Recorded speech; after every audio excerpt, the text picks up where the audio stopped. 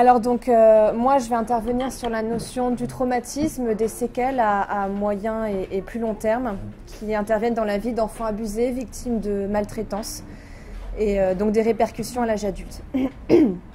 Alors le traumatisme, c'est une notion qui veut à la fois dire beaucoup et rien. À la fois, elle est très complexe et très floue.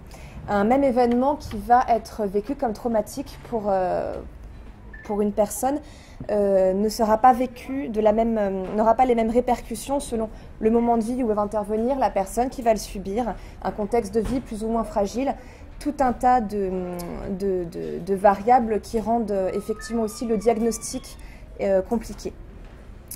Donc pour le définir simplement et dans ses grandes lignes, le traumatisme c'est une pathologie réactionnelle, c'est-à-dire qu'il intervient dans l'après-coup. On peut le constater notamment dans les cas d'abus sur enfants. L'enfant ne va parfois pas réaliser ce qui est en train de lui arriver. C'est souvent au moment de la puberté ou lorsqu'un autre événement anodin, parfois à l'âge adulte, va arriver, que l'événement antérieur va prendre sens et que le traumatisme va réellement s'installer. Actuellement, on parle plutôt de PTSD, c'est le terme en vogue, donc Post-Traumatic Syndrome Disorder. Vous excuserez l'accent.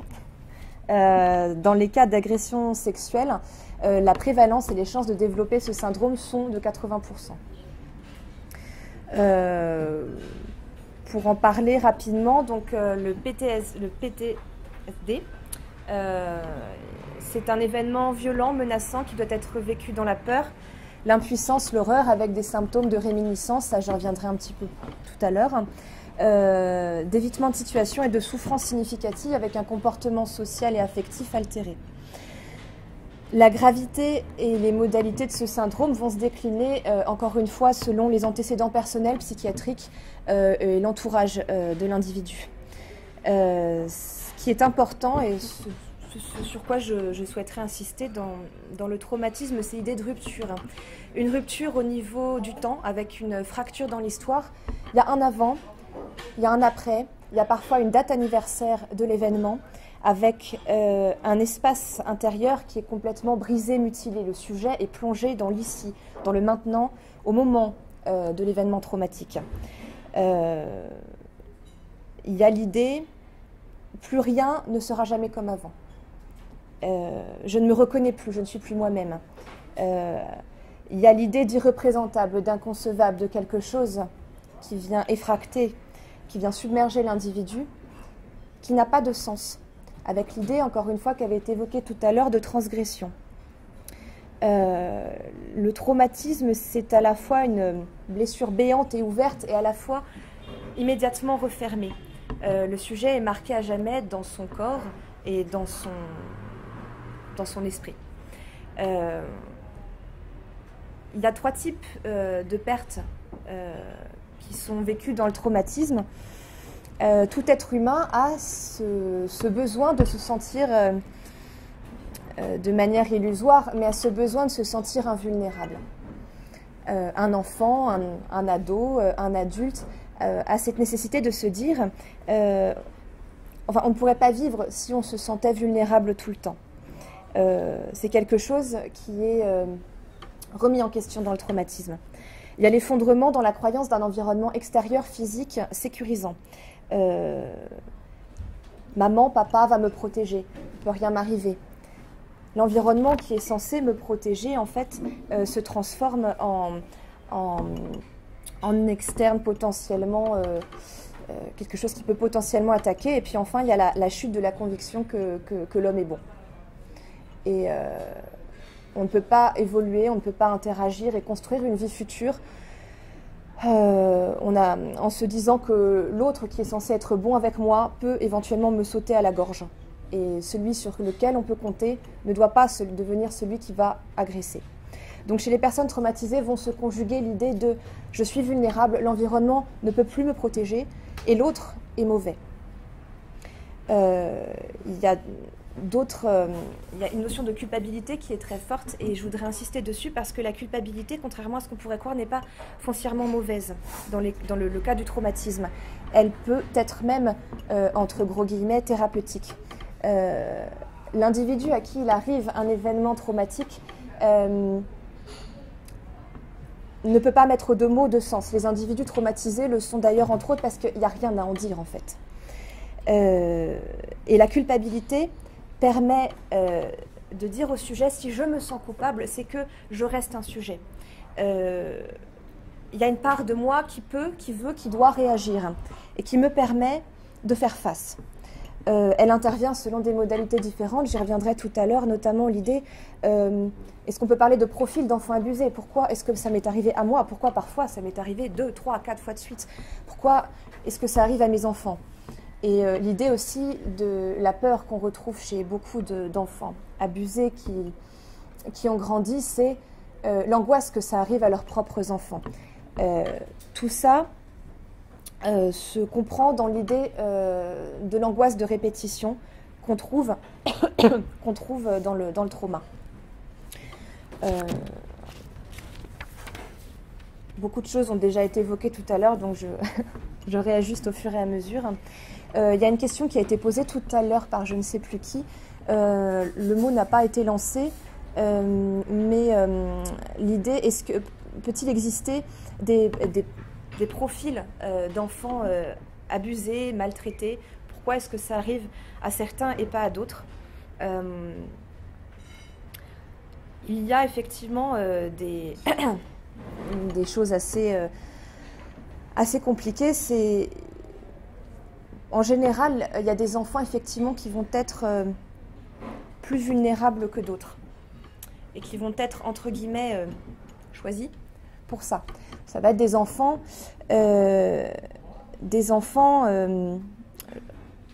qui peuvent être, je ne sais pas comment ça s'appelle actuellement, le syndrome d'adaptation de l'enfant.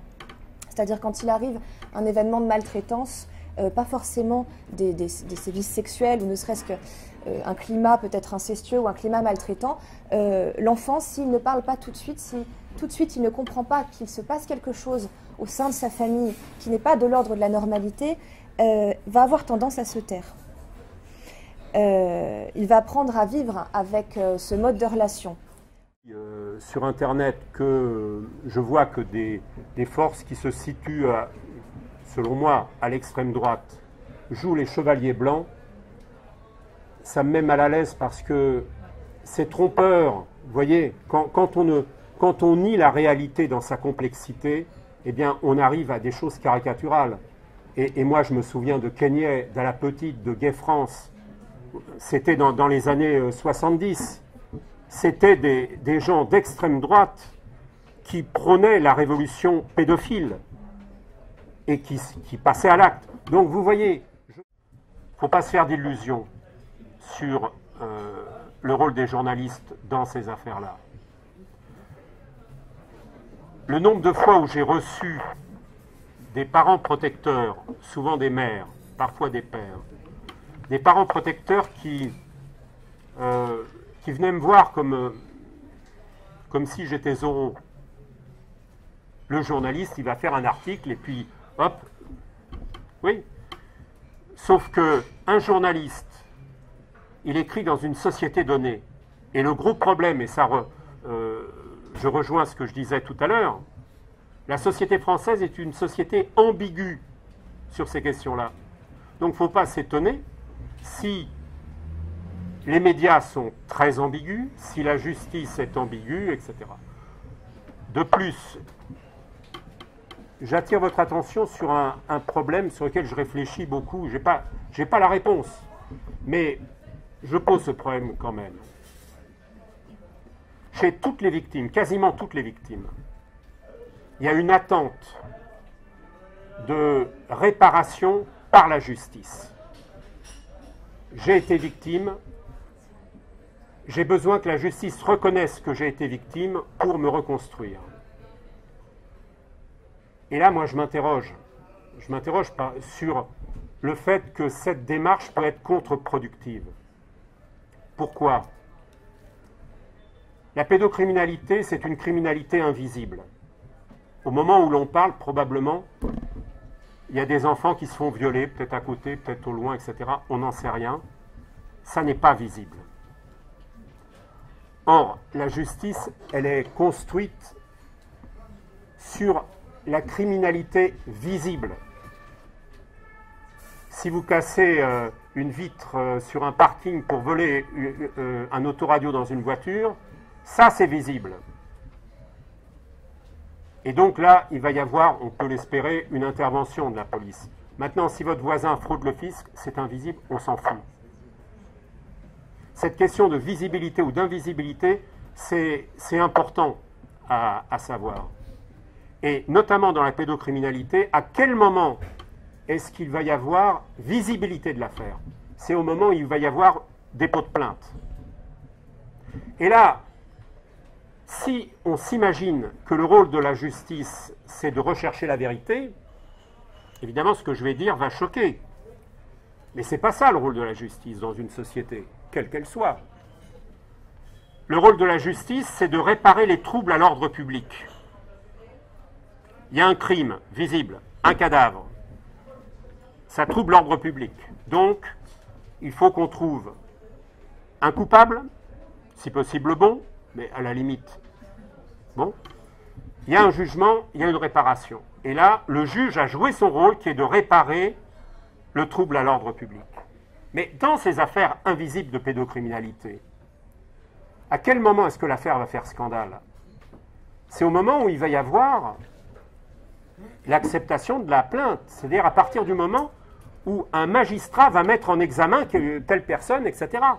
C'est-à-dire que là, c'est le magistrat qui se trouve être à l'origine du scandale, du trouble à l'ordre public. Et ça, c'est contraire à toute l'éducation, à toute la formation des magistrats. Donc c'est compliqué pour lui. Et un juge, même s'il n'a pas de complaisance vis-à-vis des violences sexuelles sur les enfants, il va être réticent, il va être méfiant, d'abord parce que, pas d'abord, mais aussi parce que ce sont des affaires, on sait d'où on part, on ne sait pas où on arrive. Hein. Donc, il y a ça. Comment fonctionne la justice? Elle fonctionne, et c'est bien, sur la présomption d'innocence. C'est-à-dire, si vous êtes accusé de quelque chose, tant qu'on n'aura pas prouvé que vous êtes coupable, vous êtes considéré comme présumé innocent. Il n'y a qu'une exception, c'est les journalistes. Hein. Quand on écrit, on est présumé coupable, et c'est nous qui devons apporter la preuve que ce qu'on écrit est vrai. C'est le contraire. Voilà, il y a une inversion de la charge de la preuve pour les journalistes. D'où le fait qu'un journaliste qui fait son travail correctement doit être prudent, sinon il est attaqué, il perd, et ensuite ça se retourne contre les personnes que le journaliste a peut-être défendues. Donc, il va y avoir cette... dans un certain nombre de cas, très peu, finalement statistiquement, mais la justice va ouvrir une information, il va y avoir une enquête et peut-être un procès. Mais la justice fonctionne sur la présomption d'innocence. Et dans le cas de ces criminalités invisibles, le juge, le tribunal, il se retrouve dans quelle situation? Il y a quelqu'un qui accuse, il y a quelqu'un qui dit c'est pas vrai. Parole contre parole. Parole contre parole.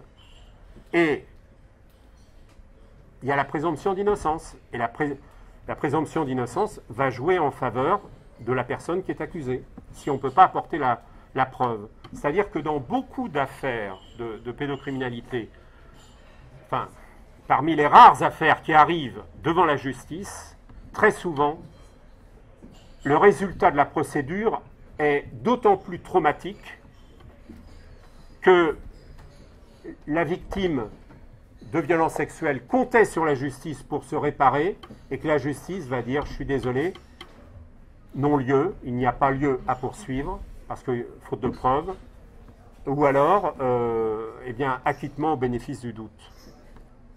Moi, je bute là-dessus. Est-ce que la justice étant ce qu'elle est, fonctionnant de cette façon, est-ce que ce n'est pas dangereux et contre-productif de miser sur un procès pour obtenir de la justice un statut de victime. Peut-être qu'il faut inventer autre chose. Peut-être qu'il faut inventer autre chose, mais c'est pas forcément. Oui. Non, vous savez, moi, la justice populaire, je m'en méfie énormément. Je me méfie de toutes les justices. Hein, toutes les justices. Non, je ne sais pas. Il faut peut-être qu'il y ait quelque chose des représentants de la société, des adultes de la société qui puissent accueillir la parole de l'enfant. Actuellement, ça ne fonctionne pas. Voilà. Donc là, vraiment, je m'interroge sur là-dessus. Mais attendre de la justice, et à plus forte raison d'un journaliste qu'il prenne fait et cause pour votre dossier, c'est très compliqué parce qu'il y a cette inversion de la charge de la preuve. Moi, je suis prêt, je pense l'avoir prouvé, à écrire tout, à condition d'avoir les preuves. Sinon, bah oui, bah ok, je peux écrire, je serai poursuivi en justice et je perdrai. Et ensuite, on utilisera ma condamnation pour dire, vous voyez, il écrit n'importe quoi, etc. J'ai travaillé sur quelques ministres de plusieurs gouvernements, de plusieurs couleurs différentes. Pas de preuves, j'écris pas. Voilà. C'est la règle, c'est la règle du jeu. Alors voilà. Elle est la même dans la justice, hein, si je peux me permettre. Pardon ? Elle est la même dans la justice, hein, si je peux me permettre. La même, pardon, la même quoi ? L'obligation d'apporter la preuve de ce qu'on dit, hein. C'est la même chose quand on va devant n'importe quel tribunal et n'importe quelle juridiction. Je dirais même a fortiori, quand on veut porter plainte devant un procureur ou un instruction, on est obligé à minima d'apporter un commencement de preuve de ce qu'on apporte. Oui, oui, mais bien sûr, c'est l'idéal. C'est effectivement véritablement l'idéal, à mon point de vue. Voilà, enfin. Présomption de culpabilité, parmi les mamans à qui les enfants ont été enlevés, c'est une présomption de culpabilité contre elles. Et par exemple, pour moi, dans l'affaire Amédisa, je suis présumé avoir fait une déposition calomnieuse, alors que je n'ai même pas fait de déposition. Je le dis au juge, ça lui est égal. Je le dis au juge d'instruction, je lui demande, mais où est-ce que j'ai fait une dénonciation calomnieuse? Ah ben je ne sais pas. Et je suis condamné pour dénonciation calomnieuse. Donc c'est une présomption contre moi de culpabilité. Alors que je n'ai rien fait que de répéter, enregistrer et filmer la parole des enfants. Et là, si vous voulez, il y a quelque chose qui ne va pas, c'est que le magistrat, d'accord, les députés qu'on a remués pour faire une instruction criminelle sur l'affaire Amédisa n'ont pas bougé. Tous les ministres prévenus avec le détail, avec lettres recommandées, avec les réceptions qu'ils ont reçues, n'ont pas bougé. À partir du moment où vous avez une volonté, un intérêt, cette volonté c'est un intérêt, une obligation d'interdépendance entre magistrats et députés, effectivement les affaires ne peuvent pas sortir. Lorsque vous avez dit tout à l'heure que le rôle de la justice est de réparer le trouble à l'ordre public, je ne suis pas d'accord. Le rôle de la justice, c'est d'appliquer la loi. Et dans les cas présents, dans toutes ces familles que vous avez devant vous, la loi n'est pas appliquée. Voilà.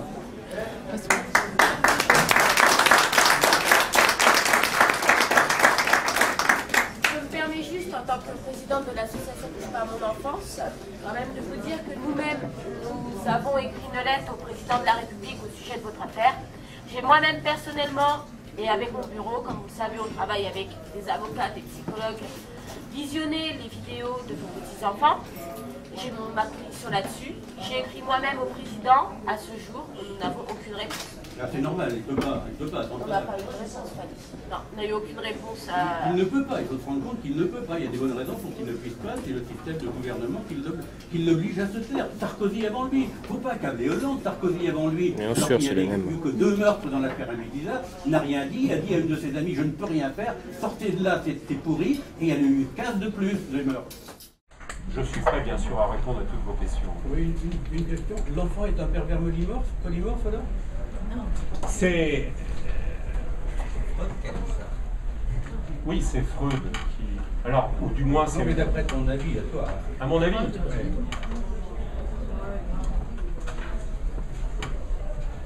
moi, je suis journaliste. Hein. J'ai pas la prétention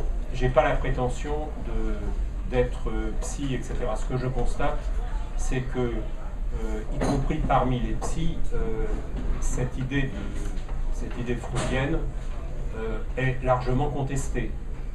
Personnellement, je ne me souviens pas avoir désiré coucher avec ma mère. Voilà. Mais, donc, je n'entre pas dans cette... je ne suis pas spécialiste. D'accord.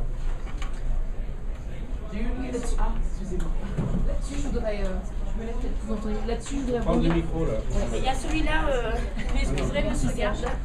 Moi, je voudrais rebondir sur ce que vient de dire Serge. Je voulais vous dire qu'il y a des travaux qui ont été faits sur Sigmund Freud. Je vous renvoie notamment à la lecture d'un livre qui s'appelle Sigmund, fils de Jacob.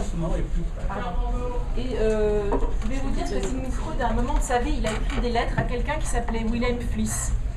Et dans ces lettres, il dit « Mon père était un de ces pervers polymorphes. » Et il explique que son père imposait des fellations à ses frères et sœurs.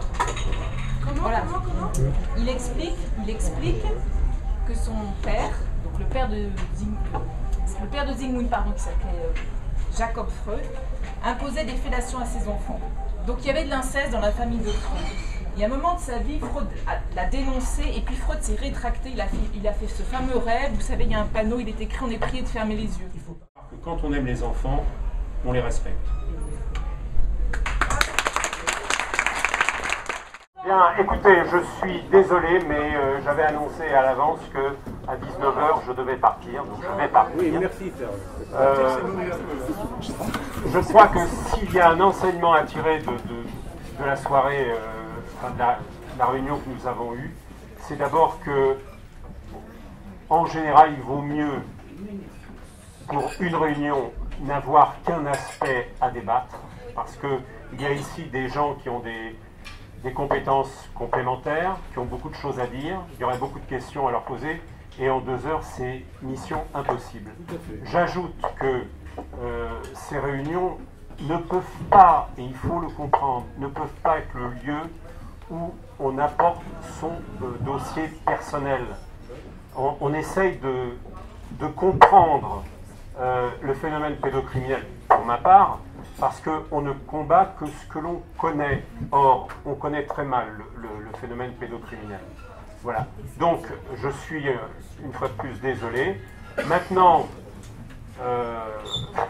et avec un certain sourire, je dirais que si vous avez des questions ou si vous souhaitez me contacter, j'ai une page sur Facebook où il n'y a rien de personnel. Facebook, ça peut être le pire, et je partage ce qui a été dit sur les réseaux sociaux, mais en même temps, c'est un outil précieux. Vous savez, comme tous les outils, quel qu'il soit, ça peut être le meilleur et le pire. Donc, vous pouvez me trouver sur Facebook. Voilà. En attendant, je vous souhaite bon courage dans votre réflexion. Je terminerai simplement en disant que on ne sait pas grand-chose. La France est un pays sous-développé dans l'étude de la pédocriminalité. Si vous voulez lutter contre un phénomène criminel, il faut le connaître. Or, il n'y a pas d'études, quasiment pas d'études en France. Les études qui ont été faites dans le domaine, il faut aller les chercher en Grande-Bretagne, au Canada et aux États-Unis, où là, il y a des choses assez édifiantes. Mais en France, on répète à l'envi que avec les pédocriminels, on a tout essayé, rien ne marche. Ce n'est pas vrai. En France, on n'a rien essayé. Rien essayé. On devrait plutôt voir au niveau des solutions, des prises en charge des prédateurs, dont beaucoup ont été eux-mêmes victimes étant jeunes. Eh bien, on pourrait jeter un coup d'œil sur les différentes expérimentations qui sont faites au Canada. Moi, je ne suis pas à la recherche de modèles, mais en attendant, il faut, avec beaucoup de calme, un certain recul, être modeste et étudier ces phénomènes, y compris en évitant les généralisations, les théories globalisantes, mais sans se priver. Vous savez, on a parlé du complot, moi j'ai rien contre les complots, mais s'il y a un complot, qu'on m'apporte des preuves, voilà, sinon, voilà. Donc, je dois partir, je m'en excuse, et éventuellement, je vous donne rendez-vous sur Facebook si vous le souhaitez.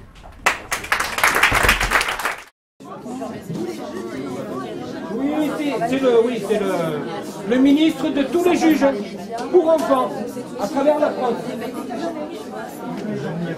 Alors, je me présente, je suis Mireille Jean-Pierre sur le web, je prends mon nom, Je suis obligé de me déplacer tout le temps, des villes en ville. J'ai travaillé pour le RRR. Aujourd'hui, je suis dans Wanted Pédo et avec beaucoup d'autres associations et d'autres enquêteurs officiels que je ne vous citerai pas parce que voilà, c'est un peu dans l'eau. Si vous voulez me chercher, je suis sur Facebook, vous tapez Jean-Pierre Miralles sur Google, vous me trouvez. Vous aurez mon téléphone, mon adresse et tout. Bon, mon adresse, elle change trop souvent. Je vous souhaite une bonne continuation à tous. Et forçons-nous pour la justice et pour nos enfants.